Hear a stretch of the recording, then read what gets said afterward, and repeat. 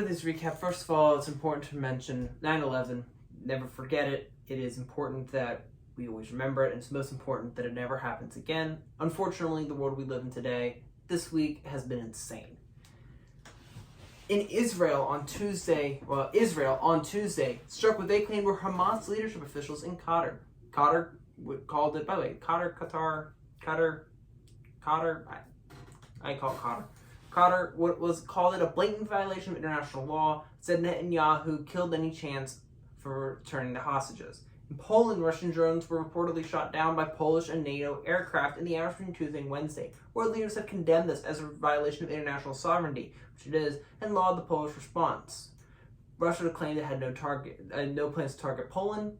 Maybe the drones were blown off course. It seems to me that Russia is trying to test the boundaries of NATO and see how well NATO can respond. Conservative influencer Charlie Kirk was shot in the neck at a rally at Utah Valley University. Kirk was rushed to a hospital where he later died at 31. President Trump posted that online before Kirk's family spokesperson, which is just horrible to me. It's the spokesperson, it's the family's job to announce. It's their right, it's their responsibility, whatever, to announce the death of a family member. It's not the President of the United States' job to just go on True Social and go, this guy is dead. It's like, that's not okay. I think that's horrible what he did. I think it's of course more horrible that someone killed this man. And whether or not you like him or don't like him, you're allowed to not be sad that he's dead. You're allowed to be like, okay, this guy's no longer living and talking. You're allowed to not feel sad about that. But the deal is, this happened in America. A man was shot and killed because of his political beliefs in the United States of America, and that should not happen. That is the lesson to be taken away. If you're a Democrat who hates Charlie Kirk with a vehement passion coursing through your veins, or if you're a Republican who loves him and thinks that he is the best invention since sliced bread or whatever, no matter who you are, the fact that this happened in America and the fact that it happened because of what he was talking about is the part that needs to be mentioned. Also, the university said the shooter was apprehended, but law enforcement later contradicted this. As of now, a massive manhunt is still underway. He was shot from a building 200 feet away. They believe they found the rifle. They're trying to identify him. And later on Thursday, President Trump announced that Kirk will be posthumously awarded the Presidential Medal of Freedom, which is the highest civilian award in the United States. What's also interesting is the news hasn't really followed that in Colorado, 3 teenagers are in critical condition after a now dead gunman opened fire at Evergreen High School. That is another thing that just blows my mind. The fact that the news has been so focused on Charlie Kirk, which, yes, national tragedy shouldn't have happened, horrible. They haven't given as much time to, I think, 91st, 92nd school shooting in the United States this year. This is insane. This should not be happening in America. We're not in Somalia. We're not in Syria. We're not in Afghanistan. We're not in Myanmar. We're in America, and this is what's happening in our country.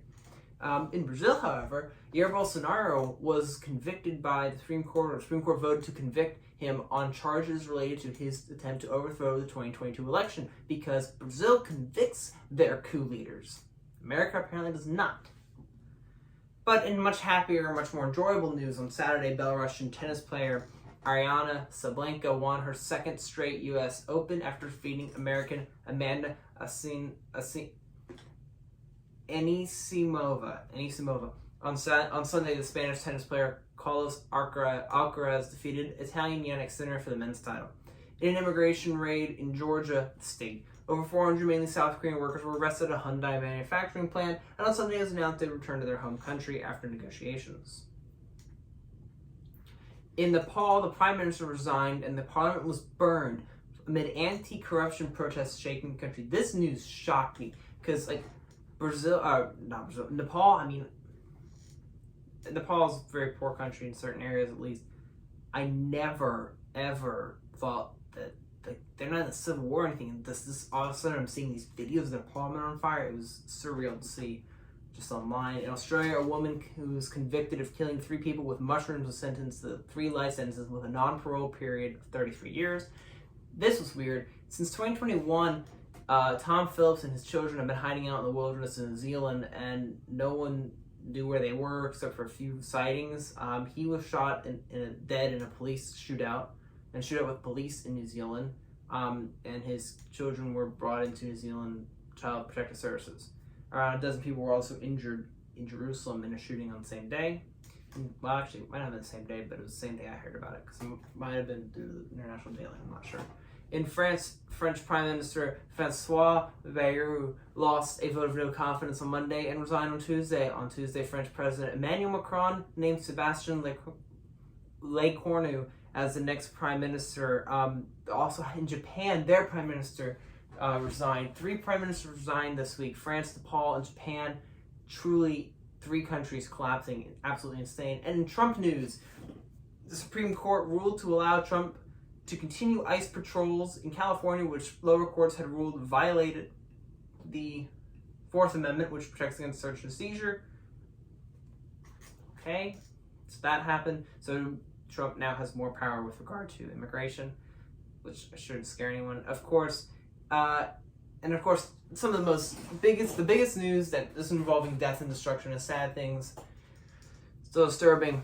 Donald Trump's Epstein birthday letter. It's worth noting, Bill Clinton was also included in the birthday book. It's also worth noting that there was a check. The check is not a real check. It was a joke check. No, Trump did not pay, at least not, we don't know. There's no evidence that Trump paid $22,500 to buy a person from Jeffrey Epstein. That is not evidence. It seemed to be just a joke. But it's worth mentioning that this is the type of thing they were joking about, which implies that you joke what you know, and implies that they're probably, it's a little bit odd that they're making jokes about pedophilia when he's making jokes about pedophilia with the world's biggest, most well-known pedophile. Whatever. Of course, Trump's birthday letter being the creepiest of them all. I mean, it's just so surreal. The Washington Post, I believe, whichever, or was the Wall Street Journal, the one that's owned by Rupert Murdoch, who's Trump suing for $5 billion or $10 billion something, announced that Trump wrote a letter to Jeffrey Epstein. Jeffrey Epstein estate sent it to the House Oversight Committee, and the House Oversight Committee, at least Democrats in the House Oversight Committee, released it, and this is what it says. This is in the outline of a naked woman with Donald Trump's signature, mimicking where he grabs him, and it begins voiceover. There must be more to life than having everything. Donald, yes there is, but I won't tell you what it is. Jeffrey, nor will I, since I also know what it is. Donald, we have certain things in common, Jeffrey. Jeffrey, yes we do, come to think of it. Donald, enigmas never age. Have you noticed that? As a matter of fact, Jeffrey, as a matter of fact, it was clear to me the last time I saw you. Donald, a pal's a wonderful thing. Happy birthday, and may every day be another wonderful secret. Signed, Donald Trump. First of all, that's just creepy. Second of all, people don't talk about that. Third of all, I'm too tired of doing my Trump impression. But that's just an insane thing to send to someone. Thank you for recapping Ridley. I'll see you next week. Have a good weekend, and hopefully World War III won't start over the weekend, but I don't really have high hopes for that.